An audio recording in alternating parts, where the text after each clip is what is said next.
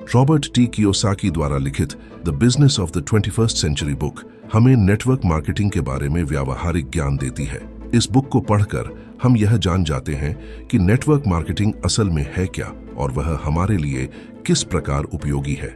Network marketing हमारे लिए केवल पैसे कमाने का जरिया ही नहीं है, यह हमारे जैसे सपनों और सफलता की उम्मीद रखने वाले लोगों का एक समूह होता है जिसमें सभी एक दूसरे को सीखने और सिखाने पर जोर देते हैं। इस बुक समरी में हम जानेंगे कि नेटवर्क मार्केटिंग से वह कौन सी 8 चीजें सीख सकते हैं और हम किस प्रकार नेटवर्क मार्केटिंग का उपयोग करके बोलने का डर, लोगों से बात करने का डर और असफलता के डर पर विजय प्राप्त कर सकते हैं।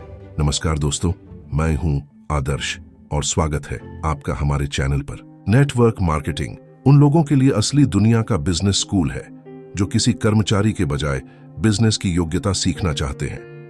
रॉबर्ट टी कियोसाकी बताते हैं कि अगर हमें फाइनेंशियल रूप से स्वतंत्र होना है तो हमें 3 प्रकार की शिक्षा की आवश्यकता होगी, जिसमें स्कूली, पेशेवर और फाइनेंशियल शिक्षा शामिल है। स्कूल की शिक्षा हमें पढ़ना, लिखना और हिसाब किताब रखना सिखाती है। पेशेवर शिक्षा हमें पैसे के लिए काम करने का तरीका सिखाती है। वित्तीय शिक्षा होती है जिसमें हम यह सीखते हैं कि खुद मेहनत करके पैसे कमाने के बजाय पैसे को काम पर कैसे लगाएं। व्यक्तिगत विकास में योगदान, अमीर बनने के लिए व्यक्तिगत विकास की आवश्यकता पड़ती है। व्यक्तिगत विकास हमें असफलता से उबरने और सफलता की ओर कदम बढ़ाने में मदद करता है। नेटवर्क मार्केटिंग हमें सिखाती है कि विजेता और पराजित हमारे भीतर ही होते हैं और हम क्या चाहते हैं यह हम पर निर्भर करता है। हम सभी खुद को दूसरों के सामने बेहतर तरीके से प्रस्तुत करना चाहते हैं, लेकिन हमारा डर हमें ऐसा करने नहीं देता है। नेटवर्क मार्केटिंग हमें अपने डरों का सामना करने और उनसे मुकाबला करने, उनसे उभरने और अपने भीतर छिपे विजेता को बाहर निकलने का अवसर प्रदान करती है। साथ ही नेटवर्क मार्केटिंग में शामिल होने का एक फायदा यह भी है कि यह हमारे भीतर के अमीर इंसान को सहारा देती है ताकि हम सक्रिय रूप से तरक्की कर सकें। समान सपनों और जीवन मूल्यों वाले मित्र नेटवर्क मार्केटिंग न सिर्फ बेहतरीन व्यावसायिक शिक्षा प्रदान करते हैं, बल्कि यह मित्रों का एक बिल्कुल नया संसार भी उपलब्ध कराते हैं।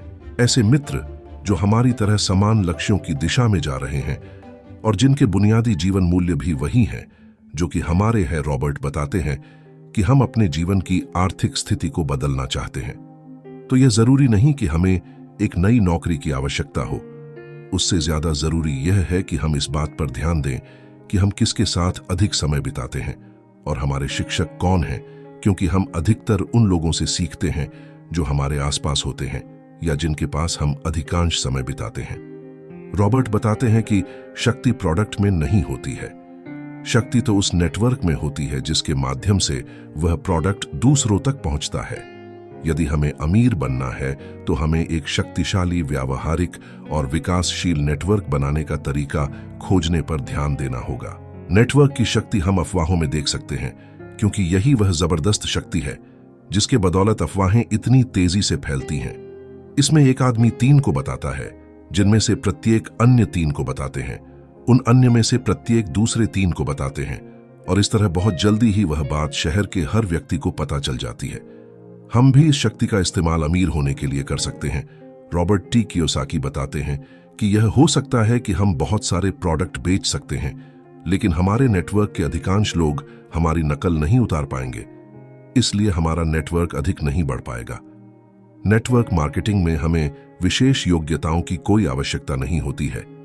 इसमें एक अनपढ़ व्यक्ति या कम पढ़ा लिखा व्यक्ति भी अच्छी सफलता पा सकता है, क्योंकि विशेष योग्यता वाले नेटवर्क एक दूसरे को कॉपी नहीं कर पाते हैं। इसलिए नेटवर्क मार्केटिंग में इस बात से फर्क पड़ता है कि हम कितना डुप्लीकेट कर पाते हैं या दूसरों को अनुकरण करने लायक बना पाते हैं, जिससे हमारे नेटवर्क का प्रत्येक व्यक्ति अपनी सफलता के लिए हमारी चीजों को अनुसरण कर सके।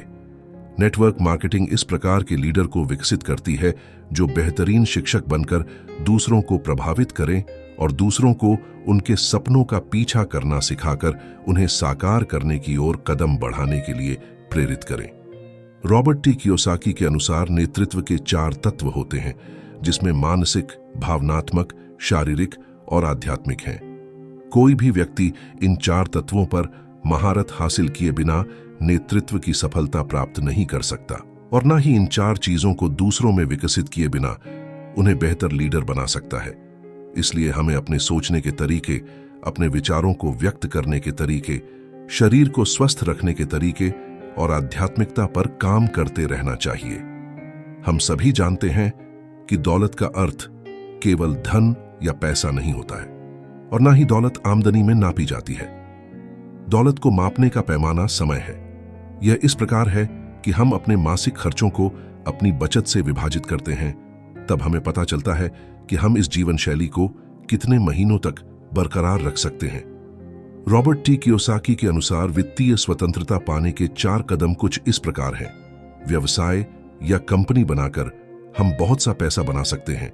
जब हमारा नया बिजनेस थोड़ा पैसा बनाने लगे तो हमें अपनी नई आमदनी को दोबारा निवेश करना है ताकि हमारा बिजनेस और अधिक बढ़ सके। जब हमारी बिजनेस आमदनी बढ़ने लगती है तो हम उस अतिरिक्त आमदनी से रियल एस्टेट यानी जमीन जायदाद खरीद सकते हैं। अपनी मेहनत की कमाई को नई संपत्ति बनाने में लगाए और संपत्ति की कमाई से विलासिता की चीजें खरीदें। बड़े सपने और उन्हें साकार करने की क्षमता। यदि कोई अपने सपने की दिशा में पूरे विश्वास के साथ आगे बढ़ता है और वैसा जीवन जीने की कोशिश करता है तो उसकी सफलता और सपने पूरे होने की संभावना बाकी लोगों से अधिक होती है। ऐसे लोग बहुत जल्दी ही अपने सपने को पूरा कर लेते हैं।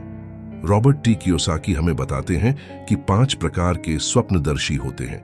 जो अतीत के सपने देखता है, जो सिर्फ छोटे सपने देखता है, जो एक सपने को साकार कर लेता है और उसके बाद निराश जीवन बिताता है, जो बड़े सपने तो देखता है लेकिन उसके पास उन्हें साकार करने की कोई योजना नहीं होती, इसलिए वह अंततः नाकाम हो जाता है। जो बड़े सपने देखता है, उन्हें हासिल करता है और फिर उनसे भी ज्यादा बड़े सपने देखने लगता है। तो दोस्तों, ये थी the business of the 21st century book summary. अगर आपको हमारी ये मेहनत पसंद आई हो तो वीडियो को एक लाइक जरूर करें और कमेंट में अपनी प्रक्रिया हमें बताएं। और आखिर में मैं आपसे यही कहूंगा कि अगर आपने इन्वेस्ट उपाय यूट्यूब चैनल को सब्सक्राइब नहीं किया तो अभी कर लें, क्योंकि ऐसे बुक समरी आपको यहीं मिलेंगी। हमने आपके लिए बेस्ट ऑडियो बुक्स की प्लेलिस्ट बनाई है, लिंक पर क्लिक करके जरूर सुनें। धन्यवाद। जय हिंद, जय भारत।